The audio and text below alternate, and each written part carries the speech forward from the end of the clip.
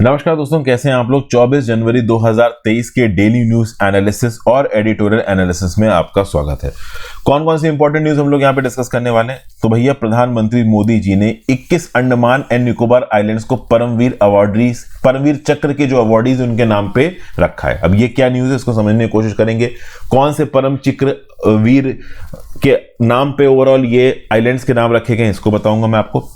पराक्रम दिवस के दिन ये किया गया, अपने शहीदों को हम याद कर रहे हैं, इस न्यूज को देखेंगे। फिर शिवराज सिंह चौहान जो कि मध्य प्रदेश के एमपी हैं, उन्होंने बोला है कि रिलीजियस टेक्स्ट को गवर्नमेंट स्कूलों में पढ़ाया जाएगा। ये क्या है, इसको देखेंगे। पॉक्सो एक्ट के अंदर उन आदमियों को बुक किया जाएगा जो 14 साल से कम की लड़कियों के साथ शादी कर रहे हैं, इसके बारे में बात करेंगे। INS Vagir 5th scorpion class submarine को कमीशन किया गया, इसके रिस्पेक्ट में बात करेंगे।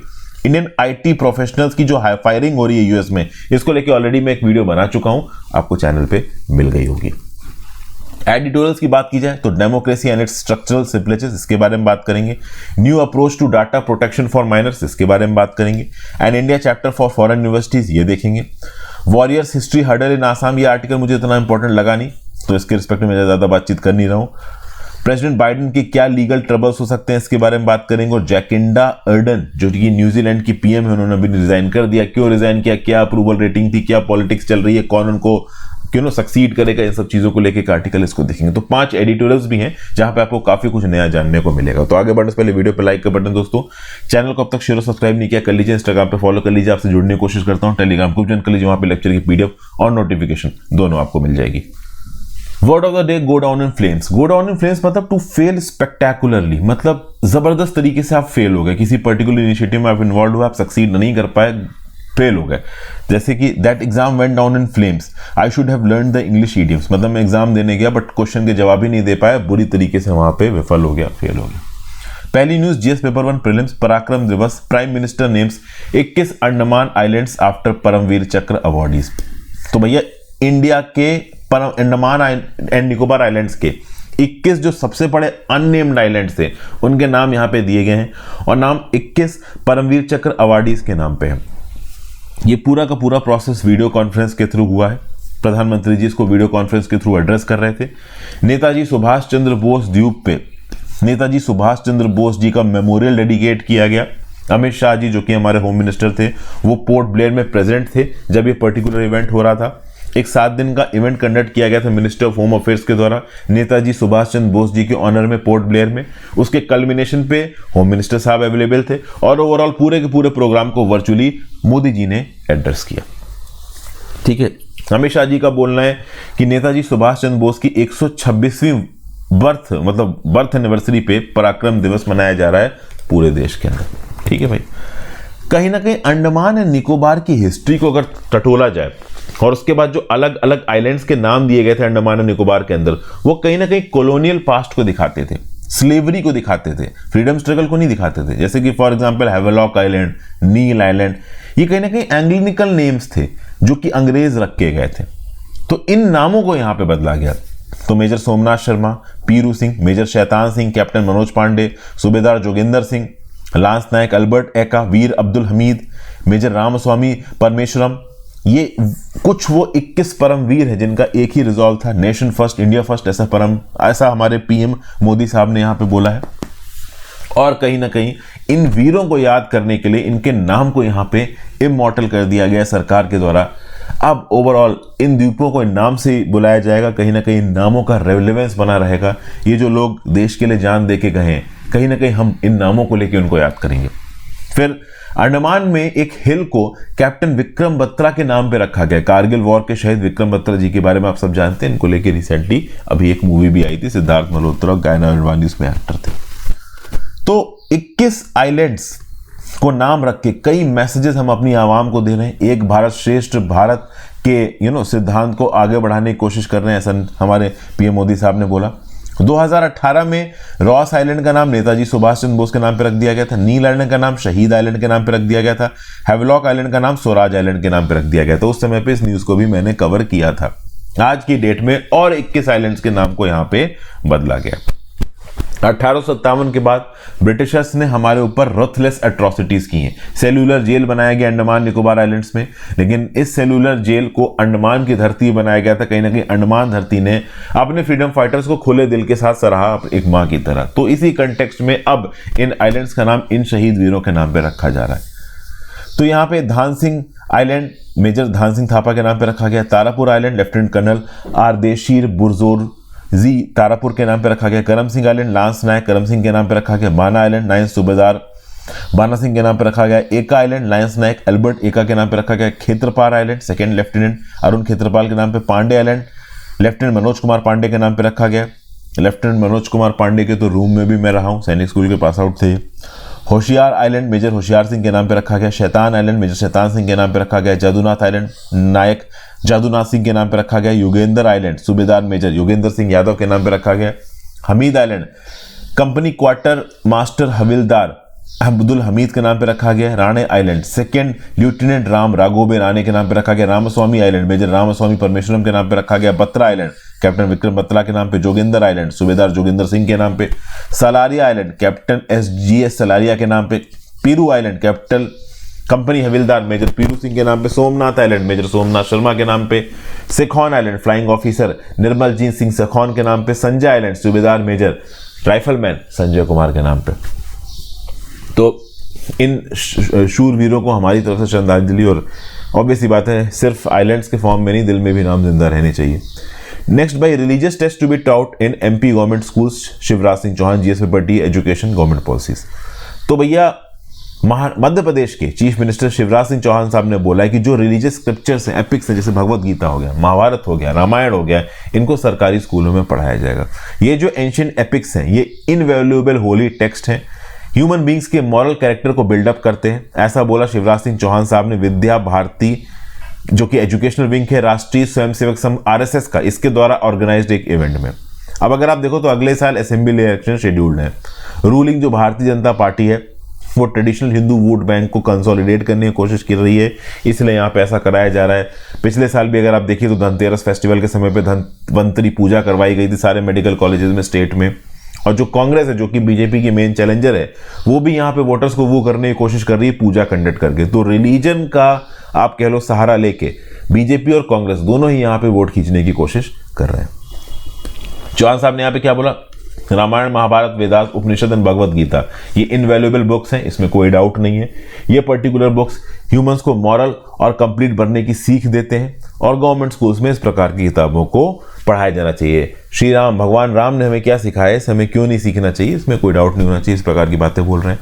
फिर देखिए अब क्या हुआ था कि अपोजिशन पार्टीज के कुछ लीडर्स ने रिसेंटली स्टेटमेंट दे दिया कि रामचरितमानस कहीं ना कहीं घृणा फैलाता है। इस बात को लेके भी चीफ मिनिस्टर साहब ने बोला कि भक्ति पोएट तुलसीदास जिन्होंने 16वीं शताब्दी की रामचरितमानस लिखी है, इनके खिलाफ जिस प्रकार की जो इंसल्ट और जो खराब बातें कही जा रही बाकी लोगों के द्वारा, उनको टॉलरेट नहीं किया जाएगा। एक प्रकार का पॉलिटिकल स्टेटमेंट आप कह सकते हो उसको। फिर इंग्लिश की बात करने लगे। चौहान साहब ने बोला कि मॉरल और स्पिरिचुअल एजुकेशन भी इंपॉर्टेंट है। फिर at the same point of time Madhya Pradesh के अंदर राज्य की सरकार ने कुछ इनिशिएटिव्स लिया है।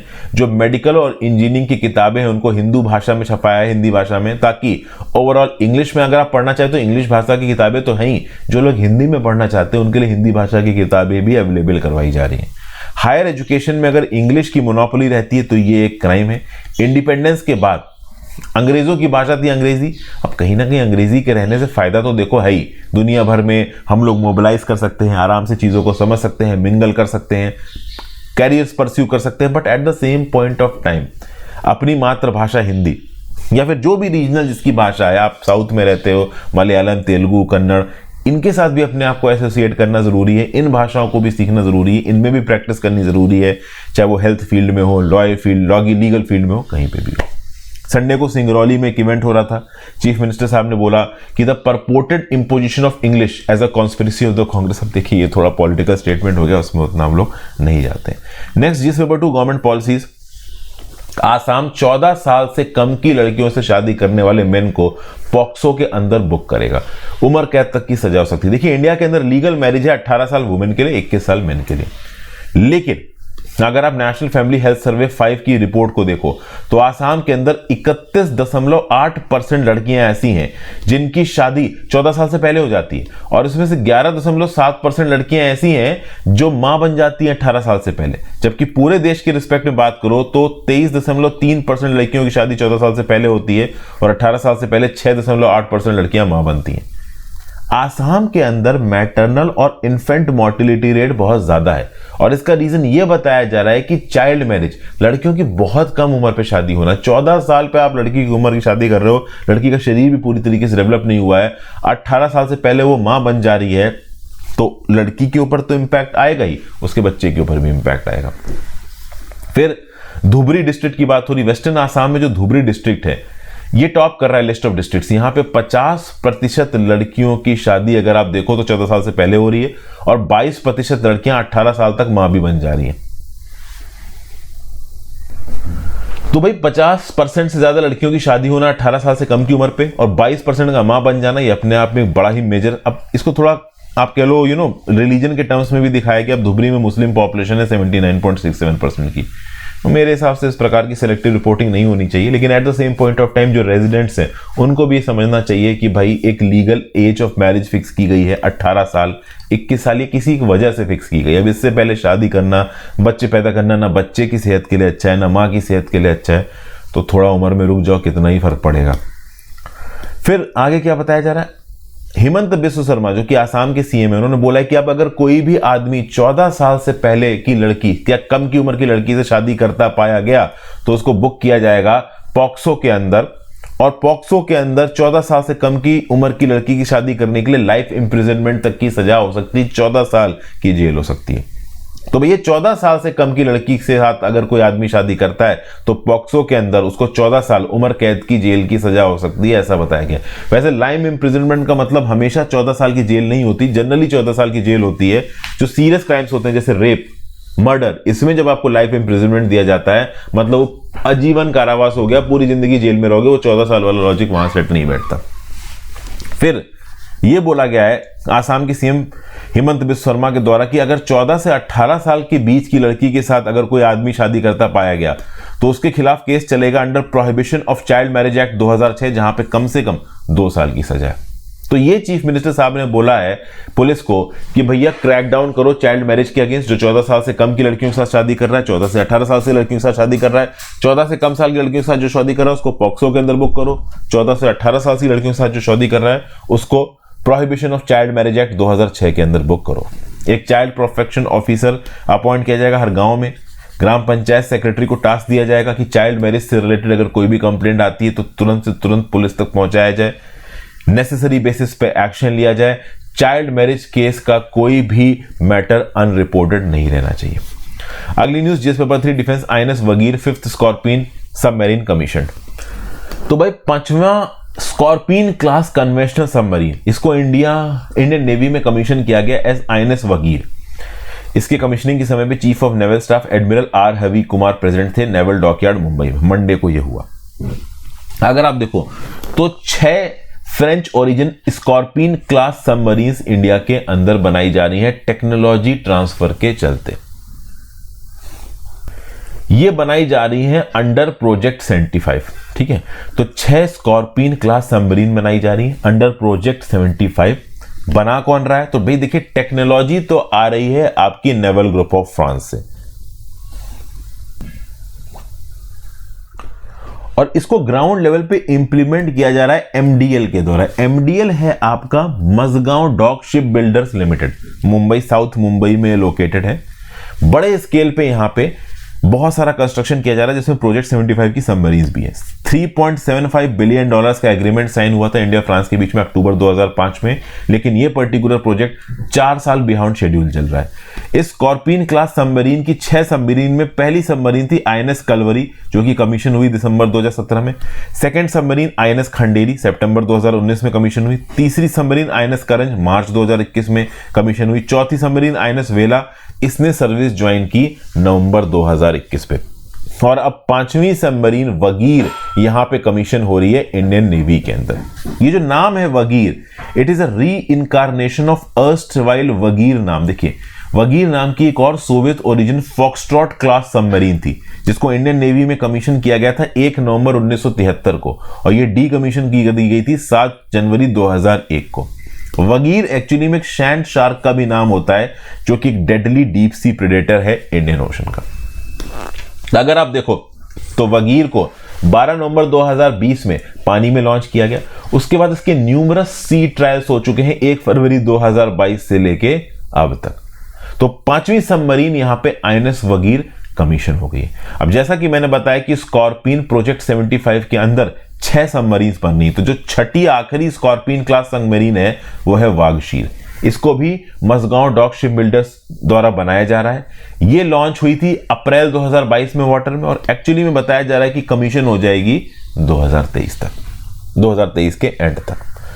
अब ओवरऑल इन 6 सबमरीन्स के साथ बात की जाए तो 16 कन्वेंशनल और 1 न्यूक्लियर सबमरीन है सर्विस में इंडियन नेवी के पास, ठीक है ना, जिसमें से 7 रशियन किलो क्लास सबमरीन है। अच्छा 6 नहीं 5, क्योंकि जो छठी है वागशीर वो कमीशन होना बाकी है। 5 कमीशन हो चुकी है, मतलब इंडियन नेवी के पास 5 सर्विस में स्कॉर्पियन क्लास सबमरीन पहुंच चुकी है। टोटल 16 हो चुकी है, 16 कन्वेंशनल, 1 न्यूक्लियर। 1 न्यूक्लियर कौन सी है तो आईएनएस हरिंद। उसके अलावा 7 रशियन किलो क्लास सबमरीन है, 4 जर्मन एचडीडब्ल्यू मरीन है और 5 स्कॉर्पियन क्लास सबमरीन है। जिसमें से पहली कौन सी थी तो पहली थी आपकी आईएनएस कलवरी, दूसरी थी आईएनएस खंडेरी, तीसरी थी आईएनएस करंज, चौथी थी आईएनएस वेला, 5वीं है आईएनएस वगीर और छठी है आईएनएस वागशीर। ठीक है भाई। अब प्रोजेक्ट 75 के अंदर ही 6 और एडवांस्ड कन्वेंशनल सबमरीन बनाने के प्रोजेक्ट को एक रिक्वेस्ट फॉर प्रपोजल की तरफ फॉरवर्ड किया गया है।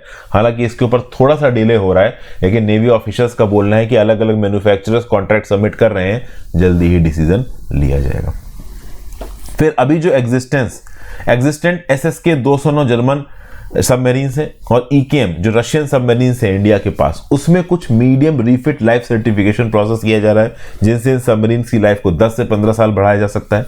और इससे पहले की वीडियो मैंने आपको बताया भी है कि एयर इंडिपेंडेंट प्रोपल्शन सिस्टम सारी स्कॉर्पियन क्लास सबमरीन में लगाया जा रहा है। एयर इंडिपेंडेंट प्रोपल्शन सिस्टम क्या होता है तो देखिए, जब सबमरीन ओपन और हाई सीज में होती है तो समय समय पे उस सबमरीन को समुद्र की सरफेस से ऊपर आना पड़ता है ताकि वो हवा ले सके और उस ऑक्सीजन से फ्यूल की बर्निंग होगी।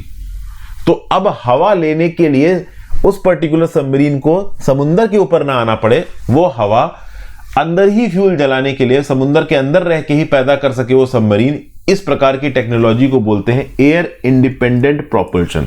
मतलब सबमरीन सरफेस पे आके हवा खींचने की जरूरत नहीं है, समुद्र के अंदर रह के भी अपना फ्यूल बर्न कर सकती है। ऐसी टेक्नोलॉजी को एयर इंडिपेंडेंट प्रोपल्शन सिस्टम बोला जाता है। ये इंडियन आईटी प्रोफेशनल्स वाली न्यूज मैं ऑलरेडी आपके साथ डिस्कस कर चुका हूं। अब आ जाते हैं अपने एडिटोरियल डिस्कशन के ऊपर। वीडियो पे अब तक अगर आपने लाइक का बटन नहीं दबाया दोस्तों तो जरूर दबा दीजिएगा।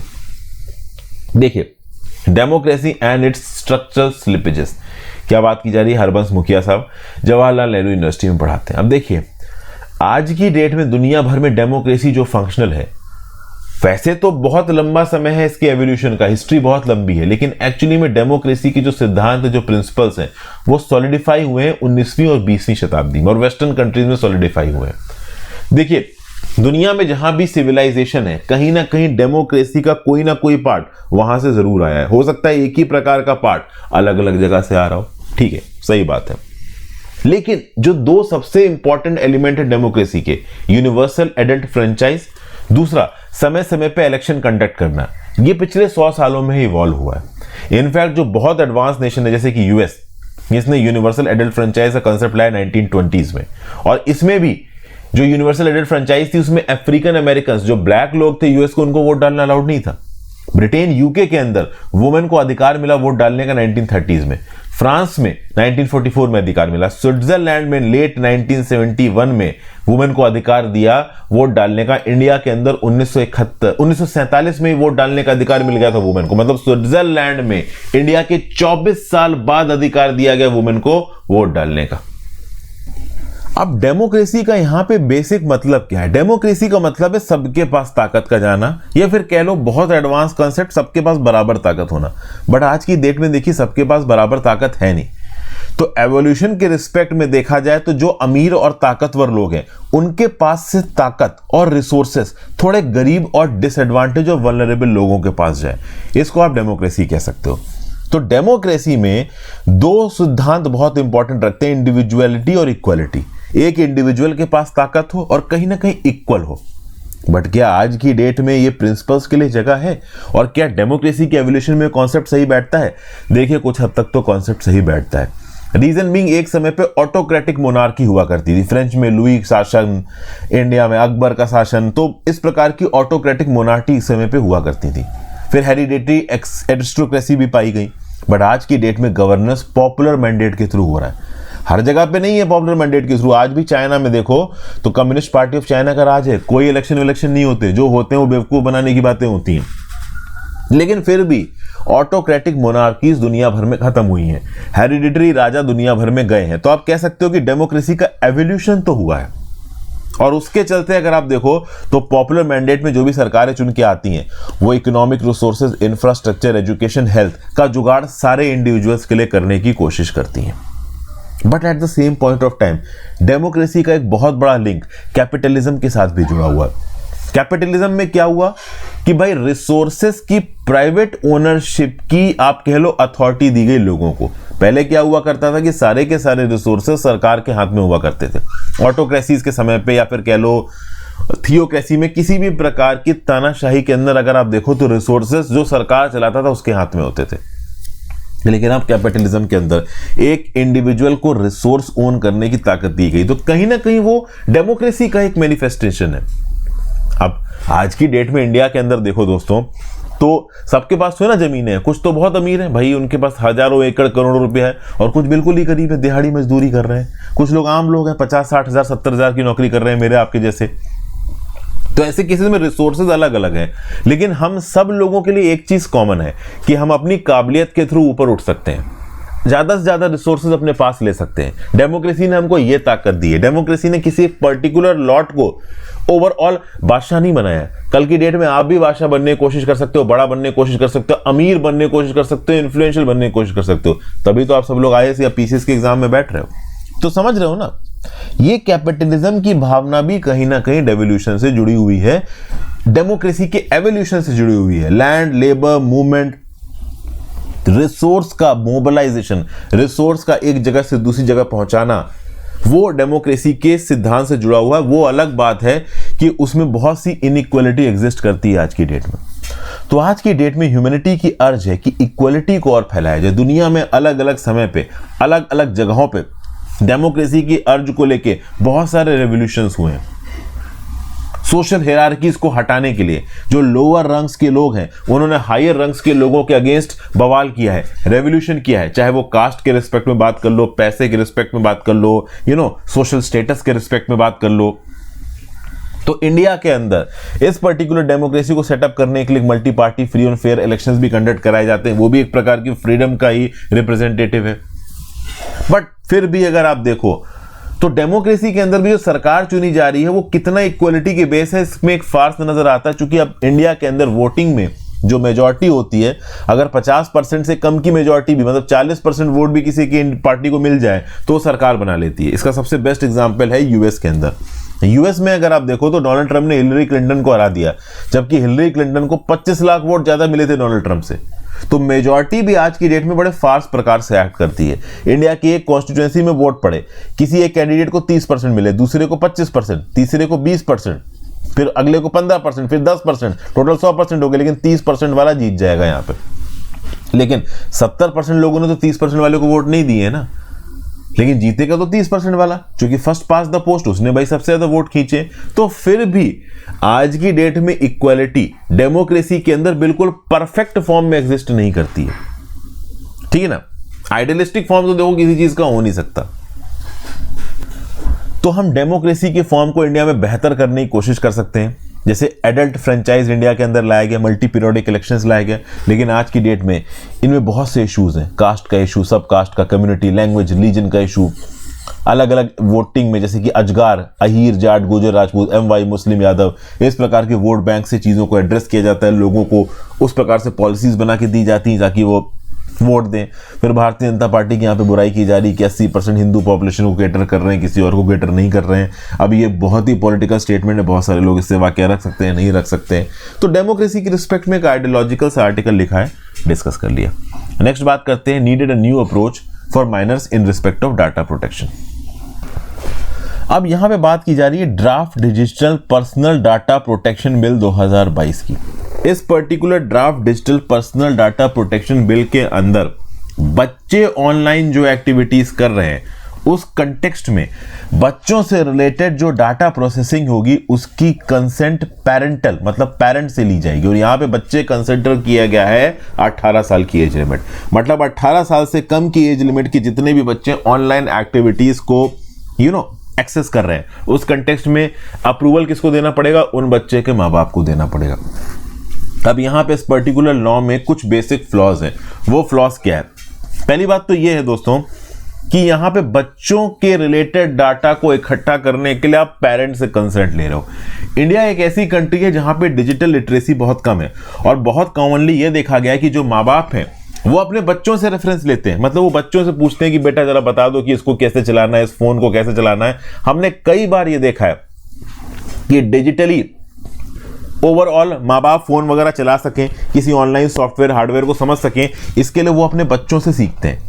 और ऐसे कंटेक्स्ट में बच्चों से रिलेटेड डाटा प्रोसेसिंग के लिए माँ बाप का कंसेंट माना जा रहा है, ये अपने आप में ओवरऑल एक सही स्ट्रेटजी नहीं है।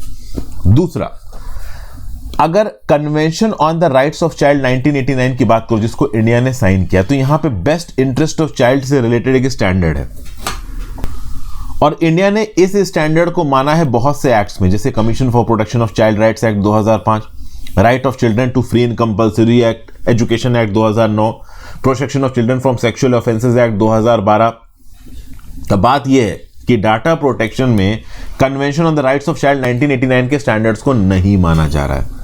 बेसिकली इंटरनेट प्लेटफॉर्म्स में टीनेजर्स किस प्रकार से सेल्फ एक्सप्रेशन करेंगे, किस प्रकार से पर्सनल डेवलपमेंट करेंगे, इसके ऊपर कंट्रोल मुश्किल है। टिकटॉक तो देखिए इंडिया में रहा नहीं, बट अगर आप यूट्यूब के शॉर्ट सेक्शन में जाओ या फिर इंस्टाग्राम पे जाओ तो बहुत सारे बच्चे टीनेजर्स अपनी वीडियो बनाते, कुछ अलग प्रकार के आपको शॉर्ट्स बनाते नजर आएंगे। अब उसमें हर प्रकार के शॉर्ट्स होते हैं, मीनिंगफुल, एंटरटेनिंग, आपको आपके हिसाब से बकवास हो सकते हैं, दूसरे लोगों के हिसाब से एंटरटेनिंग हो सकते हैं, कुछ भी है। तो कहीं ना कहीं इतनी स्ट्रिक्ट पेरेंटल कंसेंट रिक्वायरमेंट ठीक नहीं है। मतलब एक ऐसा देश जहां पे डिजिटल लिटरेसी कम है, 18 साल से कम के बच्चों के लिए आपने पेरेंट्स से अप्रूवल ले लिया, उसके बाद चाइल्ड के डाटा को आप किसी भी तरीके से प्रोसेस किए जा रहे हो, ये देखो ठीक नहीं है। ये पर्टिकुलर ड्राफ्ट सही नहीं है, इसको यहां पे बदलने की जरूरत है। खासकर ये जो वेरीफिएबल पेरेंटल कंसेंट है 18 साल से कम बच्चों की, वो ओवरऑल ठीक नहीं है वो वाला क्लॉज। प्लस आगे आने वाले समय में इस बात पे भी क्लैरिटी नहीं है कि ये जो वेरिफिकेशन होगा ये एज का किस बेसिस पे होगा, क्या आईडी प्रूफ के आधार पे होगा, फेशियल रिकॉग्निशन के आधार पे होगा, किस वेरिफिकेशन के आधार पर पता करोगे कि जो ऑनलाइन इंफॉर्मेशन एक्सेस कर रहा है वो 18 से ज्यादा का है, 18 से कम का है। तो इन सब फैक्टर्स के एब्सेंस में आगे आने वाले समय में बच्चों से related data breaches, identity thefts बढ़ सकते हैं। तो हमें अपने अप्रोच को बदलने की जरूरत है, ठीक है। अब यह अप्रोच कैसे बदली जाएगी? ट्रैकिंग मॉनिटरिंग के ऊपर ब्लैंकेट बैन लगाना ठीक नहीं है। देखिए, रिस्क बेस्ड अप्रोच यहां पे लाने की जरूरत है। प्लेटफॉर्म के ऊपर ऑब्लिगेशन की जरूरत है। एज वेरिफिकेशन रिलेटेड जो ऑब्लिगेशन है उनको स्ट्रॉन्ग करने की जरूरत है।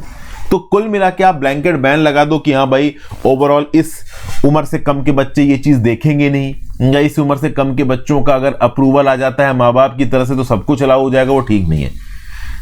सबसे इंपॉर्टेंट पॉइंट है कि दुनिया भर के ज्यूरिसडिक्शन में जो मैंडेटरी पेरेंटल कंसेप्ट का कंसेप्ट आता है ना, वो 13 साल पे आता है। मतलब 13 साल से कम के बच्चों के लिए पेरेंटल कंसेंट देनी है, उससे ऊपर के बच्चे कहीं ना कहीं डाटा को लिमिटेड तौर पे एक्सेस कर सकते हैं। इंडिया के अंदर ये कंसेंट के लिए एज रखी जा रही है 18 साल। 18 साल को ज्यादा ही हो गई है। अगर आपको पेरेंटल कंसेंट वाला कंसेप्ट रखना है तो 13 साल के रिस्पेक्ट में रखना होगा, क्योंकि इसके लिए proven study already United kingdom और यूनाइटेड स्टेट्स जैसी कंट्रीज में करी जा चुकी है। वहां पे बच्चों के ऊपर, पेरेंट्स के ऊपर ऑलरेडी लार्ज स्केल सर्वे हो चुकी हैं। अब ये अलग बात है कि यूके यूएस का जो ओवरऑल आप कह लो कल्चर है, इंडिया का जो कल्चर है, उसमें काफी फर्क है। तो ऑनलाइन हैबिट्स को चेक करने के लिए भारत सरकार बड़े स्केल पे सर्वे कंडक्ट कर सकती है। किस प्रकार से बच्चे जो ऑनलाइन आते हैं उनकी सेफ्टी को इंश्योर किया जाएगा, कैसे पेरेंट्स के उनके पेरेंटल कंसेंट को डाल के चाइल्ड डाटा प्रोसेस करते रहो, खासकर तब जब मतलब माँ बाप की ही डिजिटल लिटरेसी कम है। फिर डाटा प्रोटेक्शन फ्रेमवर्क के अंदर यंग और चिल्ड्रंस की जो डाटा को थेफ्ट रोकने वाला काम है ना, मतलब बच्चों से रिलेटेड डाटा के रिस्पेक्ट में सिर्फ पेरेंटल कंसेंट के बेसिस पे आपने डाटा प्रोसेसिंग की परमिशन दे दी तो it is going to be a big defeating process. यहां पे प्लेटफॉर्म्स के ऊपर रिस्पॉन्सिबिलिटी लानी है, 13 साल एज लिमिट रखनी है पेरेंटल कंसेंट की, और पेरेंटल कंसेंट के साथ लगातार गवर्नमेंट को इस बात को मॉनिटर करना है कि कहीं डाटा थेफ्ट या डाटा ब्रीच हो तो नहीं रहा है। तो ये बेसिकली पेरेंटल कंसेप्ट से हटा के प्लेटफॉर्म के ऊपर, सरकार के ऊपर रिस्पॉन्सिबिलिटी डालने वाली बात है, और इसके लिए अलग अलग टेक्नोलॉजी को इन्वोक किया जा सकता है। सिर्फ पेरेंटल कंसेंट के बेसिस पे आप चीजें करो वो ठीक नहीं है। Next in India chapter for foreign university, Furqan Qamar साहब ने इस आर्टिकल को लिखा। अब देखिए यहाँ पे बात की जा रही है कुछ इनिशिएटिव्स की। इंटरनेशनलाइजेशन ऑफ हायर एजुकेशन बड़े लंबे समय पे बहुत सारे प्रोपोनेंट्स का एजेंडा रहा है इंडिया के अंदर। बाहर की यूनिवर्सिटीज आए और इंडिया में आके कैंपसेस को सेटअप करें, ये टारगेट रहा है हमारा, बट ये टारगेट लंबे समय से पूरा नहीं हो पा रहा है। इसके बहुत सी रीजन है। देखिए, एक्सीलेंस को प्रमोट करना, माल प्रैक्टिसेस को प्रिवेंट करना, इंटरेस्ट ऑफ स्टूडेंट्स को सेफगार्ड करना और नेशनल इंटरेस्ट को प्रोटेक्ट करना। अब बाहर से कोई यूनिवर्सिटी कैंपस इंडिया के अंदर खोल रही है तो कहीं एंटी नेशनल एक्टिविटीज में इन्वॉल्व नहीं होगी, कहीं वो फीस इतनी ज्यादा तो नहीं कर देगी कि बच्चे उसमें पढ़े ना, कहीं इंडिया के बच्चों की पढ़ाई की फीस फॉरेन में तो सारा पैसा नहीं चला जाएगा, कहीं ये इंडिया के कल्चर को तो बर्बाद नहीं कर देंगे। फॉरेन यूनिवर्सिटीज आके फॉरेन कल्चर को यहाँ पे प्रमोट करेंगी तो इंडिया का जो कल्चर है, इंडिजीनियस कल्चर, वो डिस्टर्ब होगा, और वो ऑलरेडी इंडिया के अंदर वेस्टर्नाइजेशन बहुत आ चुका है। तो ये सारे फैक्टर्स कहीं ना कहीं बैकग्राउंड में आ रहे हैं। भारत सरकार भी इस बात को रिकॉग्नाइज कर रही है कि बड़े स्केल पे फॉरेन यूनिवर्सिटीज इंडिया के अंदर ऑपरेट करनी चाहिए। तो इसलिए भारत सरकार ने पॉलिसी वगैरह निकाली कि एक्रेडिटेशन, रैंकिंग और रेपुटेशन के आधार पर फॉरेन एजुकेशनल इंस्टीट्यूशंस इंडिया के अंदर कैंपसेस खोल सकते हैं। अब जो बिल्कुल टॉप की यूनिवर्सिटीज हैं फॉरेन की, वो नॉट फॉर प्रॉफिट बेसिस पे काम करती हैं, तो ऐसी इंस्टीट्यूट्स को होम कंट्री में बुलाने के लिए बाकी कंट्रीज ने बहुत सारा एकेडमिक, एडमिनिस्ट्रेटिव और फाइनेंशियल ऑटोनॉमी ग्रांट की है। इस लेवल की एकेडमिक, एडमिनिस्ट्रेटिव और फाइनेंशियल ऑटोनॉमी इंडिया ग्रांट कर पाएगा, इस बात के चांसेस थोड़े देखिए कम है।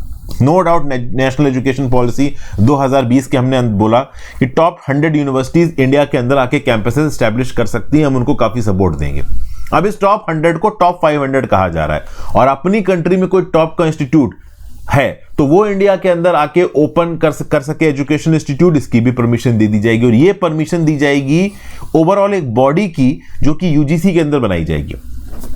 तो देखिए, यूनिवर्सिटी ग्रांट्स कमीशन के अंदर एक ऑटोनॉमस बॉडी बनाई जाएगी, और वो बॉडी यहां पे अप्रूवल देगी उन यूनिवर्सिटीज को जो कि या तो दुनिया की टॉप 500 में आती हैं या अपने कंट्रीज में एलीट है, तो वो इंडिया के अंदर अपना कैंपस खोल सकते हैं। अब देखिए, यहां पे यूजीसी के अंदर की कमिटी एक रिकॉग्नाइज्ड और एक प्रॉपर एजुकेशनल इंस्टीट्यूट को ही परमिशन देगी, इस बात की आप गारंटी नहीं ले सकते, ठीक है ना। यूजीसी का सारा प्रोसेस अनबायस्ड होगा एप्लीकेशंस को प्रोसेस करने में, इस बात को आप इंश्योर यहां पे नहीं कर सकते। फिर ओवरऑल फॉरेन एजुकेशन इंडिया के अंदर आके पढ़ाएंगे, इस बात के चांसेस, जो बिल्कुल रेप्यूटेड फॉरेन इंस्टीट्यूशन, इस बात के चांसेस कम हो जाते हैं। क्यों कम हो जाते हैं? तो समझिए, भारत सरकार ने कंडीशंस रखी इन एजुकेशनल इंस्टीट्यूशंस के ऊपर कि जिस लेवल, जिस क्वालिटी का कंटेंट आप दोगे, वो क्वालिटी उनके कंट्री के अंदर जो बेस्ट कंटेंट है उसके बराबर होनी चाहिए। लेकिन at the same point of time Bharat सरकार यहां पे ये भी कह रही है कि भाई देखिए, जो भी ड्राफ्ट रेगुलेशन समय समय पे यूजीसी इशू करेगा या भारत सरकार इशू करेगी, वो आपको मानने पड़ेंगे।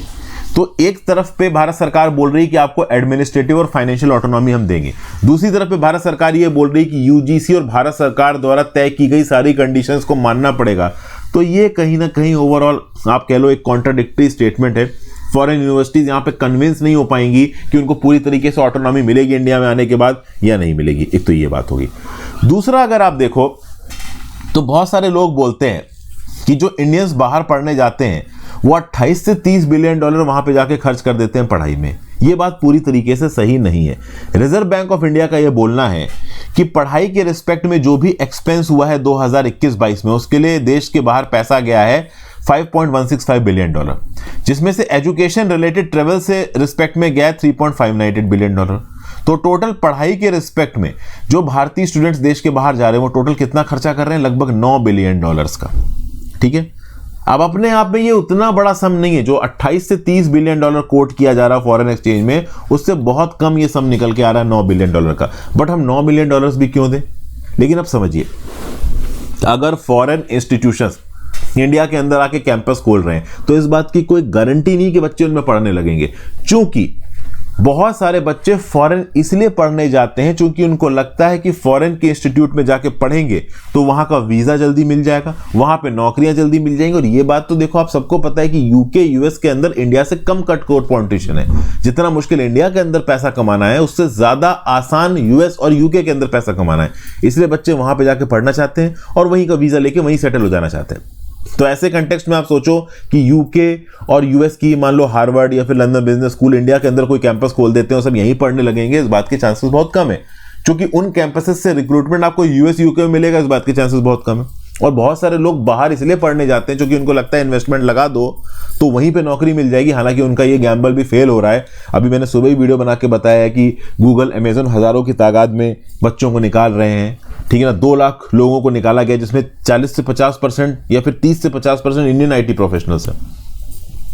तो भाई फॉरेन एजुकेशन इंस्टीट्यूशन जो इंडिया के अंदर आ रहे हैं, उनकी एंट्री और ऑपरेशन के रिस्पेक्ट में पॉलिसी गाइडलाइंस को यहाँ पे ट्विक करने की जरूरत है, कुछ और चेंजेस लाने की जरूरत है। अभी के फॉर्म में प्रॉपर सेट नहीं बैठ पा रहा है, ऐसा कुछ यहाँ पे बताया गया। फिर warriors history hurdle in Assam, इसको मैंने कहीं ना कहीं ओवरऑल अभी डिस्कस नहीं किया है, थोड़ा इसमें हिंदू मुस्लिम वाला भी विवाद है, तो मैंने अभी के लिए इसको इग्नोर किया आर्टिकल को। अगला, मिसप्लेस सीक्रेट्स। जो बाइडेन के घरों में कुछ लीगल डॉक्यूमेंट्स मिले, कुछ क्लासिफाइड डॉक्यूमेंट्स मिले। देखिए, इनसे पहले जो डोनाल्ड ट्रंप राष्ट्रपति थे, उनका जो फ्लोरिडा का मारा लागो घर है, उस पे अगस्त में रेड पड़ी और हजारों की तादाद में गवर्नमेंट डॉक्यूमेंट्स पाए गए, बहुत सारे क्लासिफाइड डॉक्यूमेंट्स पाए गए। बाइडेन के घर से केवल 12 डॉक्यूमेंट्स मिले हैं जो कि उनके घर पे नहीं होने चाहिए थे। तो बाइडेन से रिलेटेड साइट जैसे कि Penn Biden center for diplomacy and global engagement, ये वॉशिंगटन के अंदर थिंक टैंक है जो बाइडेन से एसोसिएटेड है, वहां पे कुछ डॉक्यूमेंट्स मिले। फिर इनके गैराज और सेवरल अदर रूम्स जो कि इनका विलिंगटन डेलावेयर में घर है, वहां पे कुछ डॉक्यूमेंट्स मिले। बट वो डॉक्यूमेंट्स का क्वांटम बहुत कम है। ट्रंप के पास जो डॉक्यूमेंट्स मिले थे वो 11,000 डॉक्यूमेंट्स थे, जिसमें 300 क्लासिफाइड टॉप सीक्रेट्स थे। बाइडेन के पोजीशन से केवल 12 डॉक्यूमेंट मिले। और जो बाइडेन के लॉयर्स की टीम है ना, जैसे उनको डॉक्यूमेंट्स मिले, उन्होंने ये डॉक्यूमेंट्स को रिपोर्ट कर दिया नेशनल आर्काइव्स और जस्टिस डिपार्टमेंट को। अब यूएस नेशनल आर्काइव्स ओवरऑल इनकी इंक्वायरी वगैरह कर रहा है। डोनाल्ड ट्रंप के ऊपर ऑलरेडी इंक्वायरी चल रही है। तो अगर ट्रंप और बाइडेन के ये क्लासिफाइड डॉक्यूमेंट्स मिलने वाले फिनोमिना को अगर आप कंपेयर करो तो बाइडेन साहब का केवल 12 और ट्रंप के 11,000 डॉक्यूमेंट्स। ट्रंप के अगेंस्ट तो इस बात को लेके प्रोसिक्यूशन भी चालू है। बाइडेन के ऊपर लीगली प्रोसिक्यूशन शुरू नहीं हो सकता है, रीजन बीइंग ये सिटिंग प्रेसिडेंट है। अब बाइडेन की ओवरऑल जो अप्रूवल रेटिंग थी वो पिछले साल बढ़ गई थी, लेकिन इस साल फिर से 40% पे आ चुकी है। धीरे धीरे इनकी जो अप्रूवल रेटिंग है गिर रही है। प्लस ये जो डॉक्यूमेंट्स पाए गए थे 2 नवंबर को पाए गए, लेकिन इनको रिपोर्ट बाद में किया गया क्योंकि 8 नवंबर को मिड टर्म इलेक्शंस थे। तो इन डॉक्यूमेंट के पाए जाने से मिड टर्म इलेक्शंस पे इंपैक्ट ना है, इसलिए इस इंफॉर्मेशन को कहीं ना कहीं दबाया गया। तो लोग इस बात से भी नाराज नजर आ रहे हैं। मिस्टर ट्रंप को एस्पियोनाज एक्ट के अंदर चार्ज किया जा रहा है। तो अपोजिशन जो रिपब्लिकन पार्टी के लोग हैं वो डेमोक्रेट बाइडेन के ऊपर इल्जाम लगा रहे हैं कि इनको क्यों नहीं एस्पियोनाज एक्ट के अंदर चार्ज किया जा रहा है। तो इस प्रकार की पॉलिटिकल ब्लेम गेमिंग चल रही है। कहीं ना कहीं बाइडेन के लिए ये क्लासिफाइड डॉक्यूमेंट मिलने की वजह से थोड़ा इशू उनके ऊपर, थोड़ा लांछन लगाया जा रहा है। फिर भाई जैकिंडा अर्डन जो कि न्यूजीलैंड की प्राइम मिनिस्टर थी, केवल 37 साल की, इन्होंने रिजाइन कर दिया। 2017 में ताकत में आई थी। आपको पता होना चाहिए न्यूजीलैंड के अंदर प्राइम मिनिस्टर का टेन्योर केवल 3 साल का है, एक टेन्योर।